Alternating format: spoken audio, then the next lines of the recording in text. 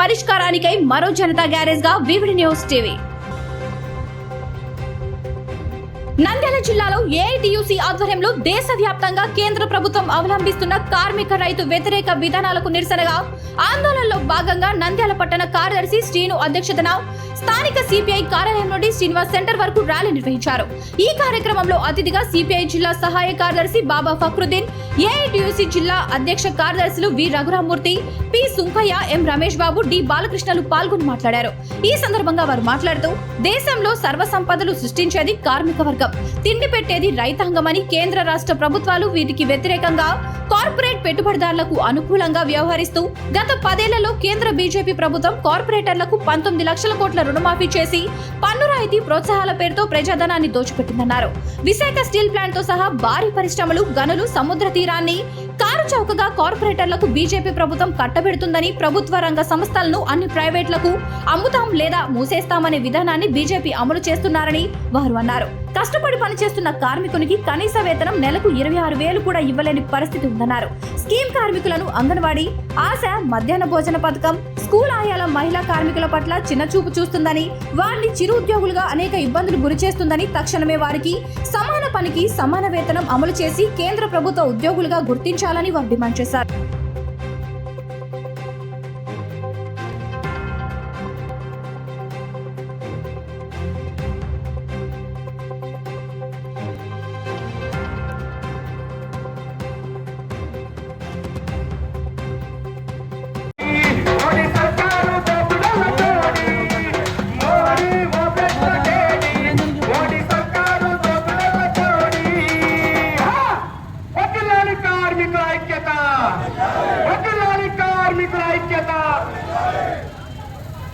ఈ కేంద్ర రాష్ట్ర ప్రభుత్వాలు అనుసరిస్తున్నటువంటి వ్యతిరేక విధానాలపైన ఈరోజు దేశవ్యాప్తంగా ఈ కేంద్ర రాష్ట్ర ప్రభుత్వాలకు ఒక హెచ్చరిక చేయదలుచుకున్నాం.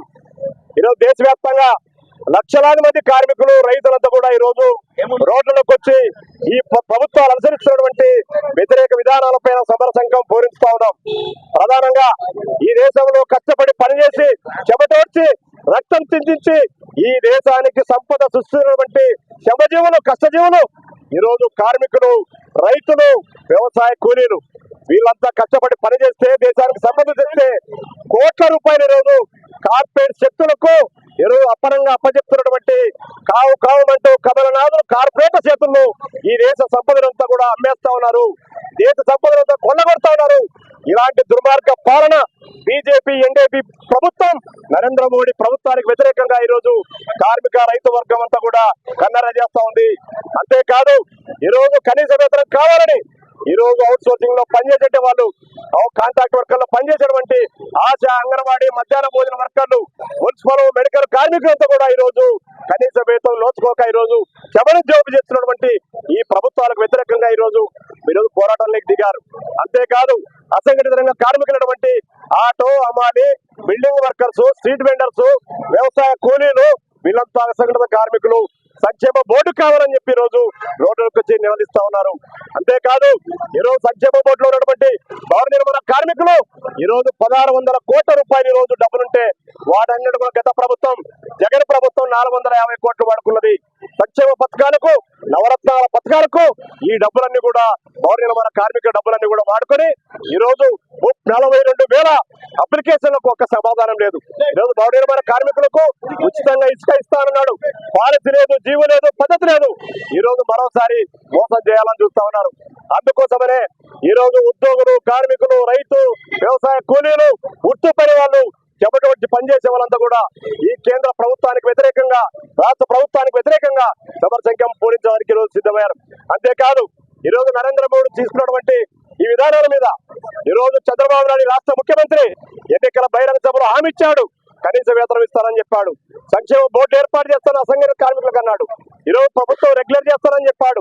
ఈరోజు ఏ ఒక్కరికి కూడా మేలు చేయకపోగా ఈరోజు ఈ కార్మిక వర్గాన్ని పక్కన పెట్టి ఈరోజు కల్తీలో, మరి తిరుపతి లడ్డులో కల్తీ జరిగిందని చెప్పేసి ప్రపంచవ్యాప్తంగా కూడైకుస్తున్నటువంటి చంద్రబాబు నాయుడు అడుగుతా ఉన్నాం. అలాగే పవన్ కళ్యాణ్ ఆయన 11 రోజులు నిరాదీక్ష చేశాడు, కల్తీ లడ్డు కల్తీ జరిగిందని చెప్పేసి. తిరుపతి మెట్లెక్కి మరి పల్టీలు కొట్టుకుంటా పవన్ కళ్యాణ్ కింది దిగాడు, బహిరంగ సభలో బల్లగుద్ది మాట్లాడాడు. సనాతన ధర్మమే ఈ రోజు ఈ రాష్ట్రాన్ని శ్రీరామ రక్ష అని చెప్పాడు. ఎవరికి మేలు జరుగుతుంది ఈ రోజు? దాని వల్ల సనాతన ధర్మం వల్ల కనీస వేతనం కార్మికులకు వస్తుందా? రైతు గిట్టుబాటు ధర వస్తుందా? మరి ఈరోజు నలుగుతున్నటువంటి అసంఘటిత కార్మికులకు, ఈరోజు మా ఆటో కార్మికులకు, అమాలి కార్మికులకు, స్ట్రీట్ వెండర్స్ కు, భవన నిర్మాణ కార్మికులకు సనాతన ధర్మం వల్ల ఏమైనా ఒరుగుతుందా? ఒక్క రూపాయలు వస్తుందా? వాళ్ళు ఏమైనా బాగుపడతారా? దీనికి పవన్ కళ్యాణ్ సమాధానం చెప్పాలి. ఈ రోజు తిరుపతి లడ్డు మీద ఉన్నటువంటి ప్రేమ చంద్రబాబు నాయుడికి, అలాగే పవన్ కళ్యాణ్ సనాతన ధర్మం మీద ఉన్నటువంటి దీక్ష చేసి ఈ రోజు బల్లగుద్ది మాట్లాడుతున్నటువంటి వాళ్ళు ఈ రోజు విశాఖ ఉక్కు ప్రైవేటీకరణ చేశారు. దానికోసం ఎందుకు బల్లగుద్దడం లేదు? దానికోసం పవన్ కళ్యాణ్ ఎందుకు నిరాశ చేయకూడదు? మరి చంద్రబాబు నాయుడు 40 సంవత్సరాల రాజకీయ అనుభవం ఉన్నాడు. మన వాళ్ళని పరిష్కారం చేసేందుకోసం విశాఖ ఉక్కు కాపాడే బాధ్యత నాది, ఈ రాష్ట్రాన్ని నేనే పెద్ద దిక్కు అన్నావు. ఈ రోజు విశాఖ ఉక్కు నరేంద్ర మోడీ ఈ ఆంధ్రప్రదేశ్ తలామానికమైనటువంటి 2 లక్షల మందికి ఉపాధి ఉద్యోగ అవకాశాలు బట్టి విశాఖ ఉక్కును ఈ రోజు కార్పొరేట్ శక్తులకు, పోస్టులకి, అదానికి అప్పచెప్తుంటే ఈ రోజు చంద్రబాబు నాయుడు ఏం చేస్తా ఉన్నాడు? దీనికి సమాధానం చెప్పాలి. రేపు రాబోయే రోజుల్లో ఇది ఒక హెచ్చరిక మాత్రమే కేంద్ర రాష్ట్ర ప్రభుత్వాలు. రేపు రాబోయే రోజు ఖచ్చితంగా ఈ రోజు రాష్ట్ర జాతీయ వ్యాప్తంగా జరుగుతున్నటువంటి ఈ హెచ్చరిక రేపు రానున్న రోజులన మీ ప్రభుత్వాలు కూర్చోడానికి ఈ పోరాటం ఖచ్చితంగా పూనుకుంటామని చెప్తా ఉన్నాం. నరేంద్ర మోడీ అయితే చెప్తా ఉన్నాం, నీ పాలనంతా కూడా ఈ రోజు బెలూన్ మీద పైన ఆకాశం తిరుగుతోంది. ఒక్క సూది గుండెతో కుచితే నువ్వు ఇతర ప్రాంతీయ పార్టీలతో మరి కలుపుకొని ఈ రోజు ఎన్డీఏ ప్రభుత్వం నడుపుతా ఉన్నావు.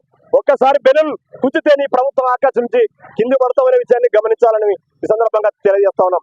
చంద్రబాబు నాయుడు ఈ రోజు ఎన్డీఏ ప్రభుత్వంలో భాగస్వామ్యం. మీరెందుకు విశాఖ ఉక్కు గురించి మాట్లాడలేరు? అలాగే కార్మికుల గురించి ఎందుకు మాట్లాడలేరు? భవన నిర్మాణ కార్మికులను ఆదుకుంటామని చెప్పావు, ఇప్పటి వరకు ఎందుకు చేయలేదు? ఉచిత ఇసుక అన్నావు, ఎందుకు చేయలేకపోతా ఉన్నారు? మీరు అడ్డదారిన మాయమాటలతో ఈ రోజు చెప్తా ఉన్నారు. ఇది కరెక్ట్ కాదు. ఖచ్చితంగా ఈ రోజు కార్మిక వర్గానికి, రైతులకు, అలాగే వ్యవసాయ కూలీలకు, అలాగే మరి గ్రామీణ ప్రాంతంలో ఉన్నటువంటి పేదల వృత్తిదారులందరూ కూడా న్యాయం చేసేంత వరకు ఏఐటీసీ ఎర్రజెండా రైతు సంఘం తరఫున పోరాటం కొనసాగుతుందని చెప్పి సందర్భంగా హెచ్చరిస్తా ఉన్నాం.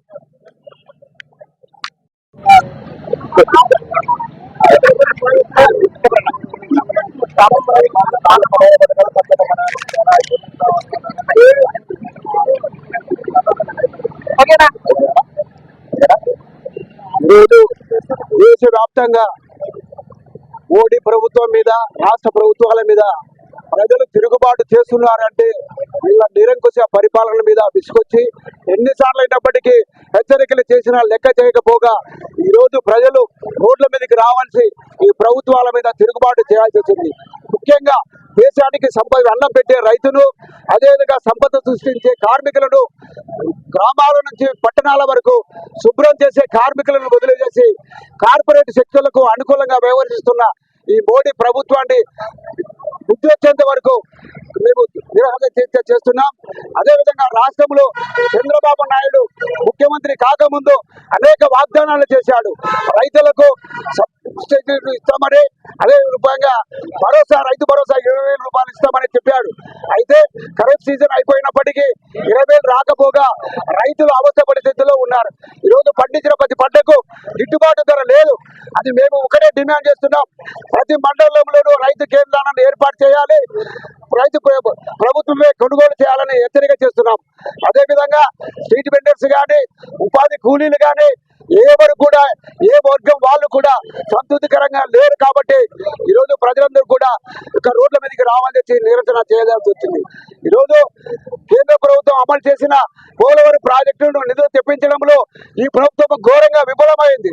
వాగ్దానంలో కేంద్ర ప్రభుత్వం సొంతంగా చేస్తామన్నప్పటికీ వీళ్ళ ఆదాయం కోసం దాని టెండర్ మార్చి దాన్ని జాతీయ ప్రాజెక్టును జోబి సంస్థగా మార్చుకొని వాడుకుంటూ ఉన్నారు. మన ప్రజలు తాగడానికి నీళ్లు లేక ఇబ్బందులు పడుతున్నప్పటికీ పంటలు పండించడానికి కూడా నిర్దాక్షిణంగా తయారైంది. ఈ సంవత్సరంలో ఖచ్చితంగా పెండింగ్ ప్రాజెక్టులు పూర్తి చేయాలి. ఎక్కడెక్కడైతే ప్రాజెక్టులు ఉన్నాయో వాటి రెండింటి కూడా సత్వరం పూర్తి చేయాలని మేము హెచ్చరిక చేస్తున్నాం. ఈ యొక్క ధర్నా కార్యక్రమము అన్ని ప్రజలందరూ సమకూర్చుకొని కేంద్ర రాష్ట్ర ప్రభుత్వాలు అనుసరిస్తున్న విధానానికి వ్యతిరేకంగా ఇది కేవలము ఒక నామ మాత్రమే హెచ్చరిక చేస్తున్నాం.